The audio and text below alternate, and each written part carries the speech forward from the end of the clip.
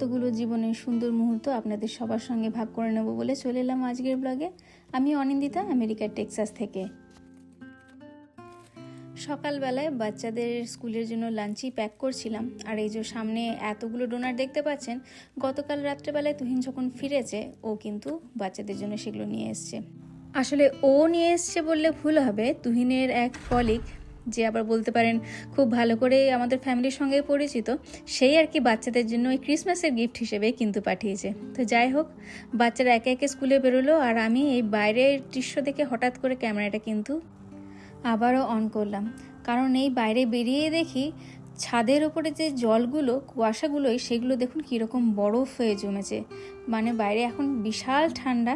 কদিন ধরে অবশ্য টেম্পারেচার এরকমই হচ্ছে, সকালের দিকটা বেশ ঠান্ডা, দুপুরের দিকটা ভালো টেম্পারেচার, আবার রাতের দিকে ঠান্ডা বাড়ছে। তো যাই হোক, কথা বলতে বলতে দেখলেন এখন বেরিয়ে গেছি।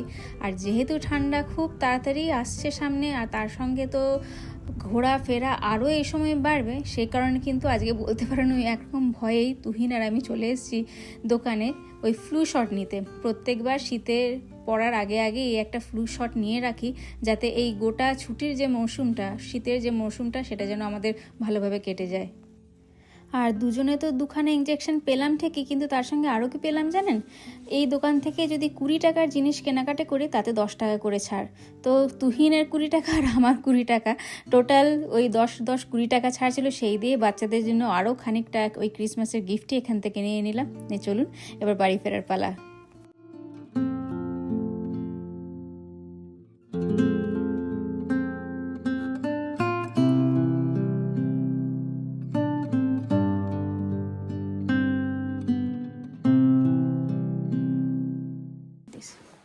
চলো, আর ইউ রেডি? কি বানিয়েছো রেডি নে?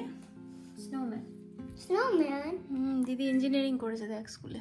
But where's the... লাইট জ্বলবে? কাজ হচ্ছে না। হচ্ছে না? কিছু তাহলে ভুল হয়েছে নাকি শোল্ডারিংয়ে? টিচার আগে ক্লাসে কাজ হচ্ছিল না, তারপর টিচার ঠিক করলো, তারপর ঠিক ছিল, আবার কাজ হচ্ছে। ও এবার হচ্ছে। ও এই তো সুন্দর। বাহ, চলো খেয়ে নি। রনর তো অ্যাকাউন্ট আছে, দেখেছো এটা কি দিয়েছে? শানভির মা দেখো দিয়েছে What is that? Yummy yummy Indian আচার, শানভির গ্র্যান্ডমা বানিয়েছে। আর এখানে কি কি আছে দেখো, ফেভারিট তোমার পনির, ডাল আছে, আর দিদির ফেভারিট হচ্ছে ওকরা, তাই তো রিনি? চলো খাই। শুকনো ভাতটা খেও না।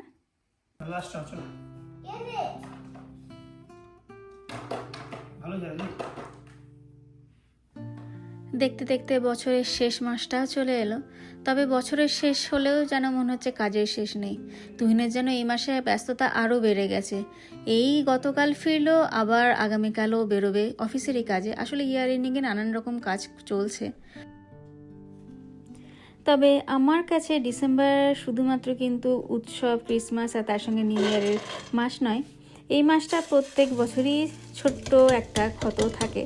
ছোট ক্ষত এই কারণেই বলবো, কারণ সেই ক্ষত কিন্তু হয়েছিল আজ থেকে প্রায় 16 বছর আগে। তাই যত দিন যাচ্ছে হয়তো সেই ক্ষতের জ্বালা আস্তে আস্তে হয়তো আমি কমিয়ে ফেলেছি, কিন্তু তবুও দিনটা মনে করতেই হয়। সেই দিনটা হচ্ছে আমার মায়ের মৃত্যুবার্ষিকী, আজকে 11ই ডিসেম্বর। তাই সকাল থেকে প্রস্তুতি বলতে সেরকম খুব একটা কিছুতে প্রস্তুতি নেই। সাধারণত তুহিন থাকলে হয়তো আমরা মন্দিরে যেতাম, কিন্তু যেহেতু তুহিনও আজকের দিনটা নেই, আর তাছাড়া যেহেতু উইকডেও পড়েছে, তাই ভাবলাম যে বাড়িতেই প্রত্যেকবার যেরকমভাবে মাকে কিছু একটা বানিয়ে দিই, সেই রকমই আজকে একটু পায়েস বানাবো ভাবছি। প্রত্যেকের জীবনে তার মা বা তার বাবার ভূমিকা খুব বেশি থাকে। আমার জীবনে ঠিক তেমনি ছিল আমার মায়ের ভূমিকা। আমি মাকে ছাড়া কোনোদিনও ভাবতে পারিনি যে জীবনের একটা দিনও কাটাবো। সত্যি জানেন, আমি আমার মায়ের ওপর এতটাই ডিপেন্ডেন্ট ছিলাম। আমি শুধু ভাবতাম মনে মনে যে ভগবান, তুমি যেদিনকে আমার মাকে নিয়ে নেবে, দেখবে ঠিক তার পরের দিনই আমি মারা যাচ্ছি। কিন্তু দেখুন একদিন কেন, দেখতে দেখতে 16টা বছর পেরিয়ে গেল। একদম চোখের নিমেষে কয়েকটা বছর পেরিয়ে গেল। 16 বছর আগে বয়স কতটা কম ছিল, তার সঙ্গে তখন বিয়েও হয়নি আমাদের।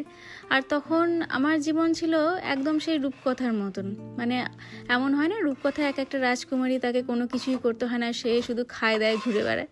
তো আমারও তাই ছিল। চাকরিটা পেয়েছিলাম ঠিক তার 1 বছর আগেই, আর সে সময় বলতে পারেন জীবনের সব থেকে বেস্ট সময়টাই কাটাচ্ছিলাম। বাড়িতে আসতাম, মা রান্না বান্না রেডি রাখতো, মা টিফিন করে দিত, সেই টিফিন নিয়ে স্কুলে যেতাম। সারাদিনে কাজ বলতে শুধু ওই স্কুলে যাওয়াটুকুই ছিল, আর বাড়িতে এসে খাওয়া দাওয়া আর ঘুম, এর বাইরে কিন্তু কোনো কাজই করতাম না। ওই 1টা বছর সত্যিই একদম রূপকথার মতনই কিন্তু কেটেছিল। আর আমার মাও জানেন তো, আমার চাকরি পাওয়ার পরে ভীষণ গর্বিত আর ভীষণ খুশি হয়েছিল।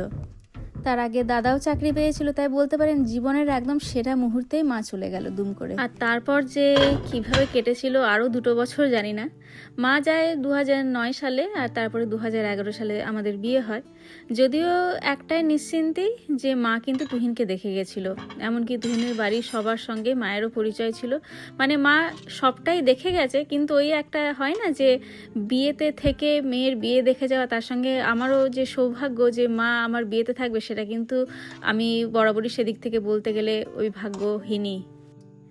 জানি না পুনর্জন্ম হয় নাকি, বা পুনর্জন্ম বলে কিছু আছে নাকি, তবে মা যদি আজকে আবার কোথাও জন্মেছে, হয়তো জানেন তো ওই রিনির থেকে 2-1 বছরের বড়ই হয়তো কেউ হবে। তো যাই হোক, আমি কোনোদিনও হয়তো ইমোশনাল কথাবার্তা আপনাদের সঙ্গে এর আগে কোনোদিনও ভাগ করিনি, তবে আজকে জানি না কেন মনে হলো যে রান্না করতে করতে যে এই জিনিসটা একটু আপনাদের সঙ্গে শেয়ার করি। তো যাই হোক, যেমন আমি ভেবেছিলাম যে শুধু পায়েস দেবো, কিন্তু মনটা বললো যে না, যখন ঘুগনিটা রেডি হয়ে গেছে কয়েকটা লুচি ভেজে দিই, একসঙ্গে একেবারে প্লেট সমেত মাকে দেবো। আর এই যে বলেছিলাম ব্লগের শুরুতে যে তুহিন কিন্তু নিজের দায়িত্বটুকু করে গেছে, ও জানে যে থাকতে পারবে না, কিন্তু তা সত্ত্বেও আমাকে কালকে রাত্রেবেলাতে, গতকাল রাত্রে অনেক রাত হয়েছিল ওর কাজটা শেষ করতে, তারপরে গিয়েও কিন্তু দোকান থেকে 2টো ফুল তোরা এরকম এনে দিয়ে গেছে। আসলে বাগানে তো এখন আর ফুল হচ্ছে না, তাই বাগানের ফুল থাকলে অতটা চিন্তা করতে হতো না, কিন্তু যেহেতু এখন শীতকালে সমস্ত গাছগুলোই প্রায় শুকিয়ে গেছে আর ফুলও এখন একদমই হচ্ছে না, তাই কিন্তু এই বাইরের থেকে ফুলই আনিয়ে নিতে হলো। তো চলুন, যাই হোক, আমার রান্নাবান্নাও হয়ে গেছে, এবার শুধুমাত্র একটু মায়ের জায়গাটাকে গুছিয়ে দিই। তবে আজকে মায়ের পাশাপাশি আরও যে ফটোটা দেখতে পাচ্ছেন, সেটা হচ্ছে আমার শাশুড়ি মাও এই 1 বছর হলো আমাদের সাথে নেই। এই জানুয়ারি মাসে তারও মৃত্যুবার্ষিকী আসছে, তবে দুজনকেই আজকে পাশাপাশি রাখলাম।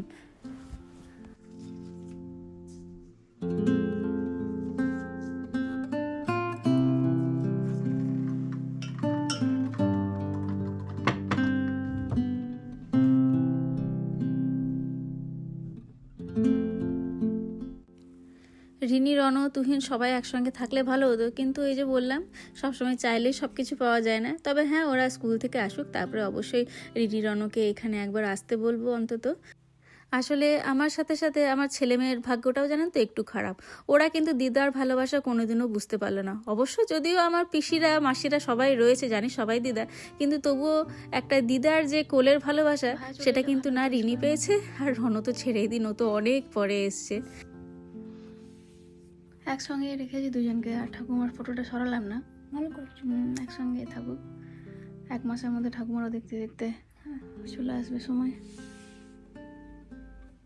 ঠিক আছে, যাও। আজকে অনেক টেস্ট হয়েছিল স্কুলে। আজকে রিডিং ডিপিএমটাই আমি 95 পেয়েছি, ওকে। আর টেক্সাস হিস্ট্রি ইউনিট টেস্টে আমি 90 পেয়েছি। কেন? একটা কোশ্চেন ভুল হয়েছে, একটাতে 10 marks? because there was less questions. Okay okay ওকে। আর তারপর আর্ট টেস্ট হয়েছিল, যে আর্ট টেস্ট হয়েছিল, ওখানে লেখা আছে আমি 94 পেয়েছি, বাট একটা কোশ্চেন ভুল ছিল ওখানে, সো টিচার লাইক ঠিক করবে গ্রেডটা, ওটা 100 হয়ে যাবে তাহলে। ইয়া। আর তারপর আর কি হয়েছে, আর কিছু এতটাগুলো টেস্ট হয়েছে? হ্যাঁ, বিকজ উইন্টার ব্রেক আসছে তো, আর end of first semester. Okay okay okay okay. Second, first আর second semester? first semester. There's 2 semesters. Okay. Yes, there's 2 semesters.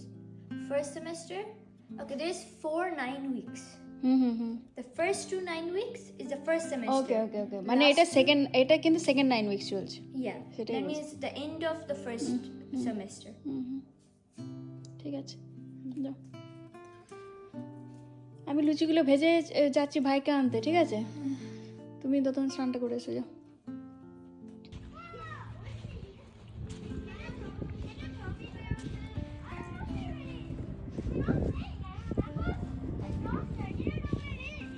She is my mom and that's daddy's mom. Today, the day on which my mom died, okay? Okay.